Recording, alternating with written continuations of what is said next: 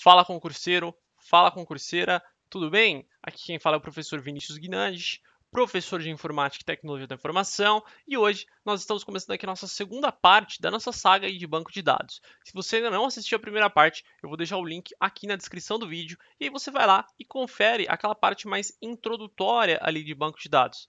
Bom, eu espero que você goste, vamos lá, tudo isso depois da vinheta.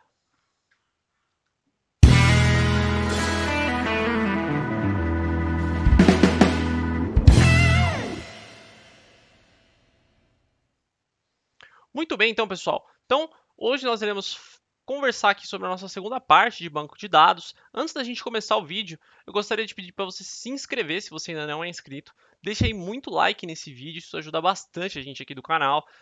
Comenta e compartilha aí com seus amigos. Estou aqui para responder as suas dúvidas e ou qualquer outro comentário, tá? Então, além disso, também estou à disposição lá nas nossas redes sociais, né? Aqui no YouTube, Professor Vinícius Guinandes, e lá no Instagram, @prof.viniciusguinandes. Pode mandar um direct que eu estou à disposição de vocês. Bom, visto isso, vamos lá, vamos começar aí a nossa parte de banco de dados, parte 2. Bom, então, pessoal, hoje a gente vai falar efetivamente, né? Nós vimos lá o que era dados, o que era um banco, e hoje nós vamos aí definir de uma vez o que é este conceito aí de banco de dados. Bom, então, galera, banco de dados é nada mais, nada menos, né, do que um local, onde a gente armazena registros, palavras, dados, informações, né? Apesar que informações já seria, né, já iria um pouquinho além, né, porque a gente já teria um conjunto de dados. E esses dados eles geralmente operam em conjuntos com alguns softwares, né? E que a gente vai conhecer, né, que depois esses softwares são os famosos SGBDs, tá? SGBDs. E aí eles representam ali algum aspecto do mundo real, né? Alguma, por exemplo, uma empresa, por exemplo, um sistema de cadastramento de notas, concurso, alguma coisa do tipo, tá? Isso aqui é uma das características de um banco de dados. Ou seja, todo banco de dados, pessoal, ele representa aí algum aspecto do mundo real. Beleza? Bom, e aí nós temos o sistema de gerenciamento de banco de dados. O sistema de gerenciamento de banco de dados, ele é nada mais nada menos do que um programa ali, né, que define, constrói, manipula, compartilha, protege e que mantém, né, um banco de dados, como por exemplo SQL Server, Oracle, DB2, MySQL, tá? Num momento futuro, pessoal, num momento aí oportuno, eu irei trazer aí para vocês diversos vídeos, alguns vídeos, né, da gente manipulando essa parte um pouco mais prática, digamos assim, né, que é um pouquinho mais difícil, mas nada que não dê para a gente trabalhar. Beleza? Então vou trazer aí, né, futuramente, se vocês quiserem, é claro, essa parte aí manipulando aí um banco de dados, alguma coisa do tipo. Beleza? Então eu espero que vocês gostem. Bom, e aí, né, pessoal, a gente chega até um sistema de banco de dados. E o sistema de banco de dados é nada mais nada menos do que a união entre um sistema de gerenciamento de banco de dados e um banco de dados. E aí a gente tem ali um sistema de banco de dados.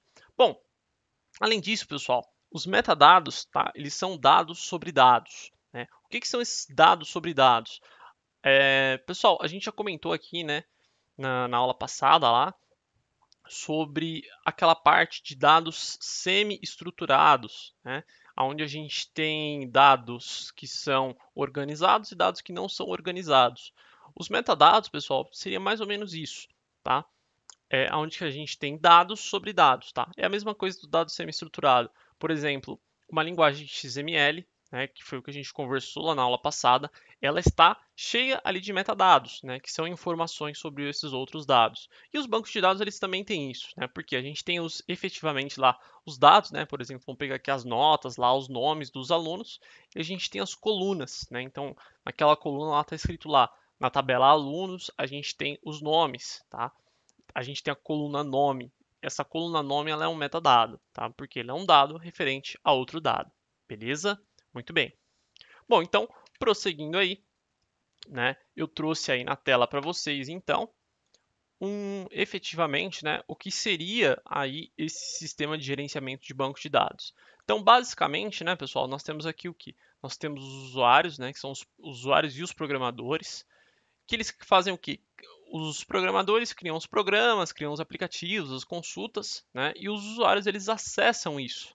E aí esses programas são eles quem vêm aqui até o banco de dados, tá? São eles quem vêm aqui até o banco de dados, né, acessam aqui através de um SGBD, que seria tudo isso.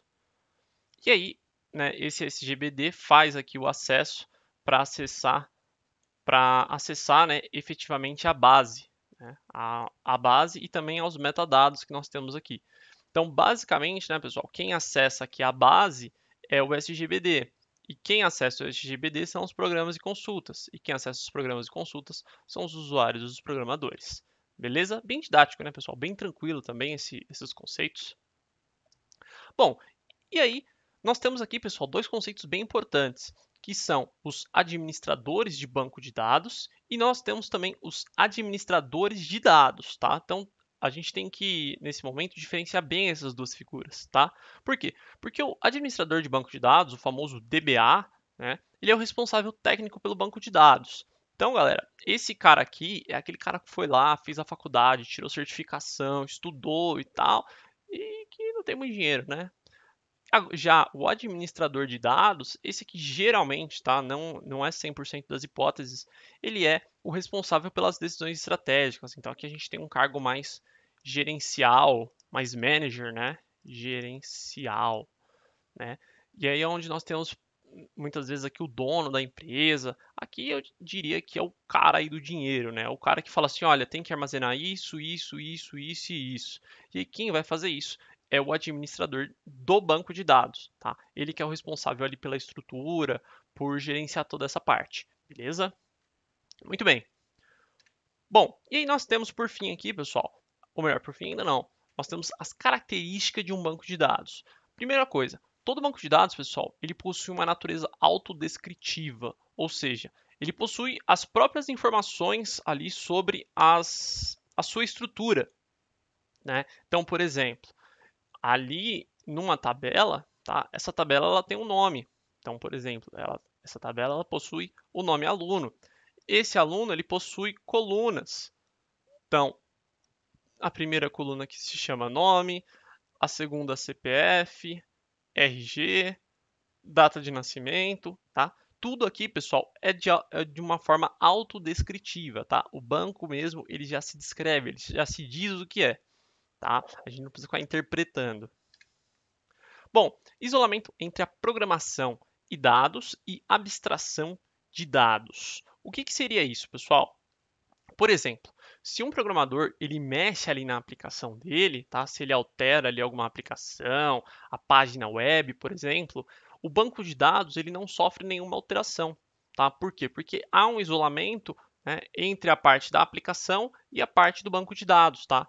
Por quê? Porque a aplicação, quando ela acessa o banco de dados, ela ela tem ali alguns comandos únicos, né? E aí, por isso, não há esse conflito. Por exemplo, se eu mudo a aplicação, não necessariamente vou precisar mudar o banco também, tá? Então, por isso que essa daí também é mais uma característica interessante da gente ver, beleza? Bom, nós temos ali um suporte a múltiplas visões de dados. Bom, galera, um banco de dados, né, ele abrange tudo ali, né? Então, por exemplo, vamos supor que eu sou um comprador. O que eu preciso saber? Eu preciso saber o meu cadastro, eu preciso saber por exemplo, produtos, pedidos, né, que eu já comprei, meu carrinho de compras, alguma nota fiscal ali, por exemplo, meus e-mails, meus cartões, essas coisas, né, relacionados ali ao meu cadastro. Agora, por exemplo, se eu já sou o administrador daquela loja, eu naquele mesmo banco de dados eu tenho que ter acesso, por exemplo, às estatísticas para saber, por exemplo, o que os compradores estão comprando mais, qual que está sendo a minha renda, qual que está sendo o meu lucro, tudo isso eu tenho que analisar e esses dados eu vou obter de um banco de dados único, tá? Então, cada tipo de usuário possui uma visão específica para ele, né? Então, por exemplo, o usuário comprador ele possui a visão dele, o usuário gerente ele possui a visão dele. Já o usuário vendedor, por exemplo, ele possui uma visão do banco de dados também diferente, que fica ali entre os dois, né? Bom, e aí nós temos também um compartilhamento de dados e processamento de transação multiusuário. O que seria isso, pessoal? Isso aí é basicamente, né? Vamos supor que dois usuários eles tentem acessar e modificar simultaneamente a mesma informação, né? O banco de dados ele possui ali um sistema de segurança para evitar isso, tá? Então, por exemplo, se duas pessoas tentarem mudar a mesma informação de uma única vez, simultaneamente não vai acontecer absolutamente nada, tá? Por quê? Porque isso é um sistema de segurança do banco de dados, ok? Então, é mais uma característica aí do banco de dados. Muito bem. Bom, então, seguindo aqui, pessoal, agora sim, por fim, chegamos à parte de transação de banco de dados. Transação, pessoal, é uma ação feita, né, no banco de dados, por isso que a gente também chama o banco de dados comum de banco de dados transacional. Banco de dados transacional. Por quê? Porque ele faz transações, né? E o que é uma transação, pessoal? É uma ação que é feita no banco de dados com a finalidade de ler, inserir, excluir ou atualizar os dados, né? Quais são as propriedades dessas transações? Primeira, ela é atômica, tá? Então ela representa ali uma atomicidade. O que seria essa atomicidade, pessoal? A atomicidade, ela vem ali do conceito de átomo, né? O átomo, ele é indivisível, né? Ou melhor, ele era, ao menos, indivisível até certos tempos, né? Então, por isso que é uma atomicidade. Por quê? Porque ela não se divide, né? Então, por exemplo, ou ela é executada por inteira, ou ela não é executada. Imagina, por exemplo, o pagamento de a transferência entre duas contas, né? Ou seja, onde tem que haver o débito em uma conta e o crédito na outra conta, né? E aí imagina que só é debitado da conta, não é creditada, né? Imagina o problema que isso não geraria. Ou seja, ou é feito por inteiro ou não é feito. Simples assim, beleza? Então, a atomicidade, ela vem aqui referente à indivisibilidade da transação.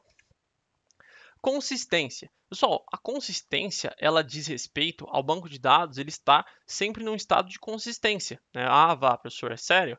Ou seja, o que seria isso? Ele tem que respeitar todas as regras de restrições ali criados pelo administrador de banco de dados, pelo DBA. Então, por exemplo, se ele inserir ali alguma regra, né, que, por exemplo, registros repetidos não podem ocorrer, o banco de dados ele tem que estar de uma forma consistente, tá? Então ele tem que estar ali de acordo com o que ele foi criado para estar, né? Ele tem que agir daquela maneira, beleza? Isso seria a consistência. E eu até coloquei aí, né? Se o administrador definir um campo que não pode haver registros repetidos, então ao tentar inserir, poderá haver uma mensagem, né, ali alguma mensagem de erro, olha, não tá legal isso, refaz de novo, tem dado repetido, alguma coisa do tipo. Bom, isolamento.